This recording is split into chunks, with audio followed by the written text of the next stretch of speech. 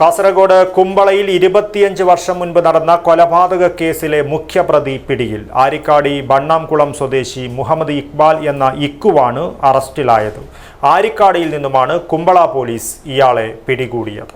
വന്ധ്യതാ ചികിത്സാ രംഗത്ത് വിദഗ്ധവും നൈപുണ്യവുമായ പ്രവർത്തനം കാഴ്ചവെച്ചുകൊണ്ട് ഡോക്ടർ ജയലക്ഷ്മി സൂരജിന്റെ നേതൃത്വത്തിലുള്ള ഡ്രീം ഫ്ലവർ IVF സെന്ററിന് കേരളത്തിൽ സ്വീകാര്യത ഏറിവരികയാണ്.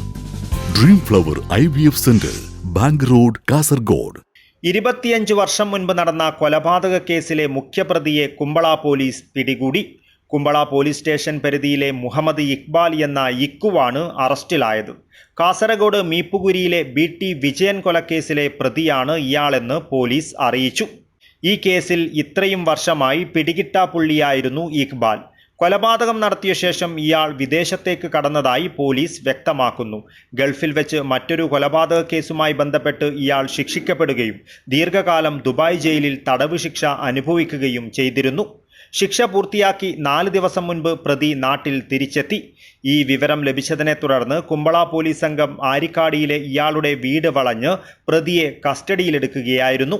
ജില്ലാ പോലീസ് മേധാവി BV വിജയഭരത് റെഡ്ഡിയുടെ നിർദ്ദേശപ്രകാരം കാസർഗോഡ് ASP ഡോക്ടർ നന്ദഗോപൻ എമ്മിൻ്റെ മേൽനോട്ടത്തിൽ കുമ്പള ഇൻസ്പെക്ടർ മുകുന്ദൻ TK നേതൃത്വത്തിലുള്ള കാസർഗോഡ് സബ് ഡിവിഷൻ സ്ക്വാഡ് അംഗങ്ങളാണ് പ്രതിയെ പിടികൂടിയത്. SI Narayanan Nair, ASI Shaju, SCPO Rajesh എന്നിവർ അന്വേഷണ സംഘത്തിലുണ്ടായിരുന്നു. News bureau, Kasaragod.